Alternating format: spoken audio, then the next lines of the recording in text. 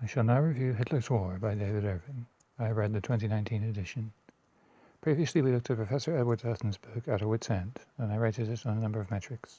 These metrics are now applied to Hitler's War. Books are for reading, so how does the book invite me to read? For size, it is a thick book at almost 1,000 pages. It is a little too heavy to read using just one hand or even two. It is more a book that should rest on something in order to be read for long periods of time. That said, it is not a problem. Title. The title is a winner. Everyone knows the name Hitler and his war. If you can read the title and still read on, you will make it to the end of the book. You will not suddenly decide that the book is not for you halfway through it if you read the title first. You will make your decision immediately. For appearance, the cover is black, with part of a colour photograph of Hitler poring over some documents flanked by uniformed men. It is just the kind of image the title conjures in your mind. It fits perfectly. The title is in white, author's name in red. Everything goes with black, so the colours do not clash. The photograph is some distance from the title, so the cover is not competing with itself for my attention, or making itself hard to look at. The cover is understated and efficient. The spine is black, with the title in white, easy to locate among a row of books on a shelf. Before we even open the book, we are off to a good start. It has not yet put me off reading it. As for language, the book is efficiently written. The author had much to include in the book and only a limited number of pages, so efficiency must have been a must. Sentences are no longer than they need to be, likewise paragraphs and even chapters for the most part. The English is plain with only a limited number of technical terms. Occasionally the German terms appear, but they are introduced at a gentle pace and always explained at once.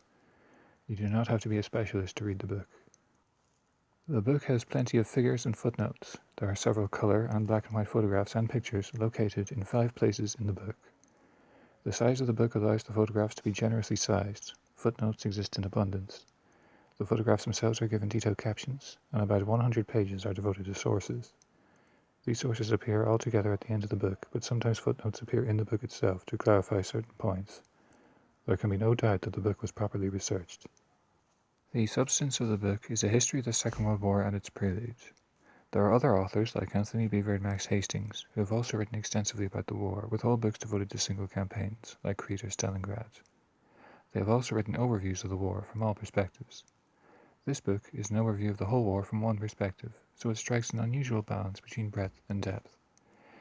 It is also different because it is written without the burden of hindsight. For example, because the war with Russia failed, people think that it was doomed to fail. Therefore Hitler should have known that it was doomed, but he was obviously too stupid, mad, evil, or arrogant to realize it. Some historians can end up putting that kind of a spin on things. Another example, the Me-262 jet fighter had the makings of a superb interceptor fighter. It was incomparably fast, but Hitler wanted it to be a bomber. How stupid and interfering. How blind to the need to fight off the Allied bombers. Hitler was mad to declare war on the USA. What was he thinking? Reading this book, you will find there was a reason why Hitler attacked Russia in 1941. There was a reason why the Me-262 should carry bombs. There was a reason why war with the US was not put off. The author is not worried about what people have said since the war, only what was said and thought during it. The result is a fresh understanding of the war and of Hitler himself. Most of us have a general idea of the war and what occurred, but this general idea is often burdened with hindsight. We are getting Chinese whispers, not the original message. We all know that Hitler interfered with his generals, but the book shows that the interferences were often helpful, and that disasters occurred when Hitler was ignored rather than heeded. The book also includes details with which most people are unfamiliar. We know that Hitler dealt with Franco, but how many of us know what those dealings were? How about dealings with Hungary, Turkey, Finland, Vichy France, and Japan? We know of the road to war, but how well do we know Anschluss, the Munich Agreement, the Night of the Long Knives, or Kristallnacht?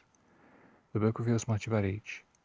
Despite the great detail of the book, there is much in the book that appears as a sentence or a paragraph that really deserves its own book. One example is the retreat of the German army from the Caucasus Mountains after the disaster of Stalingrad. Another is a hint of the Polish army's plan to drive on Berlin early in the war. One wishes for more, but there is no space for it. Even a seasoned amateur historian will find lots of new information in this book. Those with a political bent will notice a discrepancy between what they thought they knew and what is in the book. The substance of the book is delivered in an interesting style. It is possible that the author is trying to give us the impression of the war that Hitler himself might have had.